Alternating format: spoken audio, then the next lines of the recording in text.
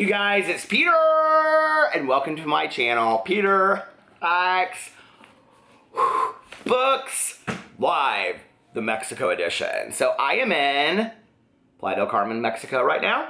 It is absolutely beautiful. I'm getting ready to go outside. Here, I'll show you guys a little view from our hotel room so you can see. There you go. I'm getting ready to go out to the beach and read. So I thought I would just do a little Booktube update because I haven't. So let me tell you how it's gone down book-wise, because it's always interesting to me how I read when I'm on vacation. I either don't read at all or I read a lot, and I've actually been reading a lot since I've been on vacation. So let me tell you what happened. So first of all, I was listening to and trying to get done. I think this is a little crooked. I'm sorry, you guys. I was trying to finish the sequel to Sleeping Giants by Sylvain Neuvel. It's called Waking Gods. If you don't know, it's kind of like an alien story. It's very interesting. It's like archaeological kind of. And then the second book is like a sequel to it. Now, I have to tell you, when I get asked what is one of the most anticipated books of my year, Waking Gods was probably one of my most anticipated reads of 2017. I knew last year when Sleeping Giants came out, and I read it literally right as it came out. I was so excited. I tweeted to Sylvain Neuvel. I was like, I cannot wait. I wish I had this book right now. And he's like, it's coming, it's coming. I was so excited, right? I think this is, and listen, this is probably one of the first times on my channel I've ever done this, okay? And it's really hard for me, but I have always said on this channel, I'm no bullshit, I'm 100% honest, so whatever. I think one of the things that must be hard about these really popular authors that just kind of take off and run, and I found his book through Book of the Month Club, which I'm no longer a member of because I think it's high priced, but anyway, for books that you can get at basically at the grocery store. And I don't necessarily agree with their picks because of, they picked Women in Cabin 10 as being one of their top 5 picks of the year by Ruth Ware. One of the worst 5 books I read of last year. But anyway, and I heard her other books were even worse. So anyway, but that's beside the point. I think that difficulty must be when you have a very popular book that's very, very successful, turning around and turning out a sequel or another book right away, right? And I think that's a lot of times why a lot of authors wait. John Green just announced that he has his new book coming out. I'm so excited. I can't remember what it's titled, but it's about this girl named Ava who has mental health issues, and then there's kind of a mystery that weaves through it. So it sounds very John Green-ish. And I'm excited because I think he always stays true to who he is. I'm sure it'll be a little, he's waited a while to put this out. So, because I think it's scary, on the heels of something like Fault in Our Stars, what are you going to put out next? Well, let me tell you about Waking Gods from Sleeping Giants. Waking Gods put my ass to sleep. I fell asleep on the plane 3 times. I was not tired. I was tired, but that wasn't why I fell asleep. The book was so boring. It was probably one of the worst books I've read in the last 5 years. The dialogue overtook the book. There was no action in the book besides one kind of serious event that happened.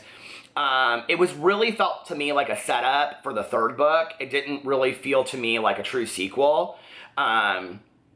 It just was bad. I won't, and the thing is, this is what's really bad about it. The 5th Wave was by Rick Yancey was very similar to me on this. I loved the 1st book, but after that, the 2nd book was so bad that the only reason I kept on reading was because I wanted to find out what happened. And that's very similar to what will probably happen with this. If I go on to read the 3rd one, if it comes out, because the 2nd one was so bad. I don't know. I almost kind of feel like the way that it ended, that this is how it's going to end. The 1st one was so good, and the 2nd one was so bad.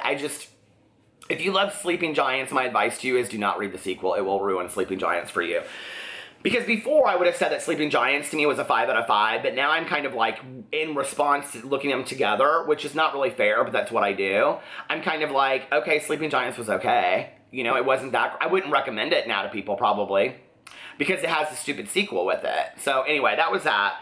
And then I started listening to on Audible Sam Lansky's memoir, The Gilded Razor. Now, Sam Lansky is this guy, and I think he's an editor for some major magazine or something like that. Very, very good looking, adorable, 30-ish, 25-year-old, I don't know, gay man. that's becoming very popular social media wise. And that's kind of how I found him, because like Tyler Oakley tweets him out, and like Zachary Crane, the artist that I like tweets him out, and like all these people like follow him. And so I was like, well, why is this guy becoming like such a big deal, right?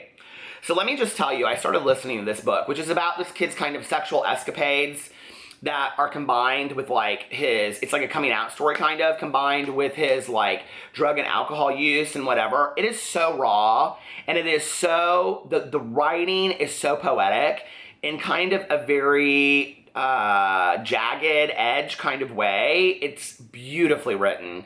But I was thinking about this last night. I was like, if Holden Caulfield was gay, sexually promiscuous, and a drug addict, it would have been this kid. I mean, like, that is his story, right? He, like, lives up on the Upper East Side of New York, and he, like, is going to look at Princeton for schools and stuff like that. Well, at the same time, like, having sex with guys in saunas. I mean, like, he, like, lives two lives, and it's incredible to read this story. I would if you like memoirs, if you like Augustin Burroughs, it reminds me a lot of, like, Running with Scissors and Dry. It reminds me a lot of a book that I read years ago called I'm Just Not Myself These Days. It is a fantastic memoir. It's probably one of the best memoirs I've read in the last 5 years. And then the last thing I wanted to share with you guys, I am totally, like, addicted to completely is, I was never going to read this book. I was just going to watch the series on TV. But my friend Tanya, I told her, I said, I don't know what book to bring on my trip that I just won't be able to put down. And she goes, you have got to get Big Little Lies. And I was like, is it really that good? And she was like, I'm on chapter 9 right now, and I just started it last night. And she's like, yeah, it is really, really that good. I sat at the pool last night for like the last hour we were there and just tore through this. This book is incredible, okay? It is so hilarious. And I almost think like younger people I think would enjoy it too. But at my age, like from 30, let's say to 50 in there somewhere, or like even, I don't know. When you're old enough to know the kind of mothers that are in this book is when you really appreciate this book. Because like every mother that is in this book, like, and it's about a group of mothers and their kindergarten kids, right? And this like murder that happens around it. But, like, it is so hilarious. Like, I know every one of these mothers. I seriously do. Like, I know these, like, ponytailed, Lululemon, frantic that they have 10 things they have to go do when really they keep themselves busy doing absolutely nothing, right? You know? And no offense to anybody out there that might be, you know, going to Pilates class and having a lemon tea afterwards or whatever, Lululemon.